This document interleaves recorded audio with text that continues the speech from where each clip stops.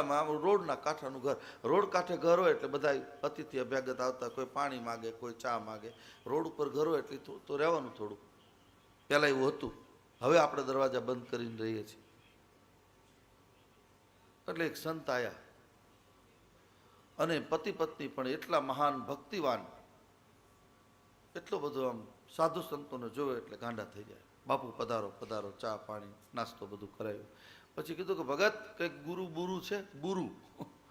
ગુરુ બુરુ છે? તો કે ના બાપુ, અમે તો ગામડાના માણસો, ગુરુ તો જે આવે ને ગુરુ માનીએ ને અમે. તો કે નહીં, ન ચાલે. તો કે તમે ગુરુ હાલો આપો મંત્ર. એટલે એને મંત્ર આપ્યો. તમારે રોજ રોજ આ ભેંસ દો, ગાય દો કે રાત્રે સૂવો ત્યારે તમારે આ મંત્ર બોલવાનો, સોહમ સોહમ સોહમ સોહમ. ઓલી ભેંસને ટેવ પડી ગઈ. ભેંસને બહુ પકડ રાખે. એ જો મંત્ર ન બોલે દોવા ન દે.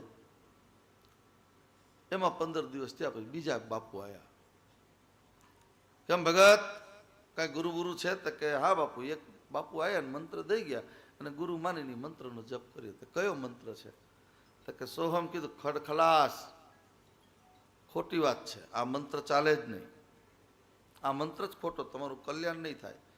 તો કે તમે આપો બાપુ, આપો ને. એટલે એને કીધું આગળ દા લગાડી. દા દને કાનો દા. દાસોહમ દાસોહમ દાસોહમ દાસોહમ. થોડાક દી ભેંસે દોહા ન દીધું પણ વળી પાછું દીધું. મંત્ર ફરી ગયો નાખો. એમ કરતા 6 મહિના થયા. બીજા એક સંત આવ્યા કે શું ભગત કઈ ગુરુ ગુરુ છે? કે હા, 2 ગુરુ એક મંત્ર આપી ગયા. એક મંત્ર પહેલો મળ્યો ખોટો પડ્યો, બીજા એક સાચો મંત્ર દઈ ગયા. તો કે કયો? તો કે દાસોહમ. તો કે ખલાસ, નરકમાં જઈશ, આ મંત્ર ચાલે જ નહીં. તો કે તો હવે તમે આપો બીજો સાચો મંત્ર. એટલે એને કીધું કે આગળ સ લગાડી દે. સદા સોહમ સદા સોહમ સદા સોહમ. મારી આપને એ વિનંતી છે કે આવા મંત્ર ફેરવનારા કેટલાય લોકો ધર્મની ધજાઓ લઈને ફરે છે, એનાથી બચજો.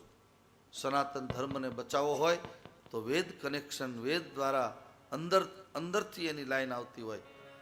અહીંયા આ જે લાઇટો ચાલે છે એ એકલા માત્ર અહીંથી નહીં, ધુવારણમાંથી આખો પાવર આખા ઉત્તર પ્રદેશને આપતું હોય, આખા ભારતને આપતું હોય. એક પણ પાવર સ્ટેશન તો જુદું જ છે.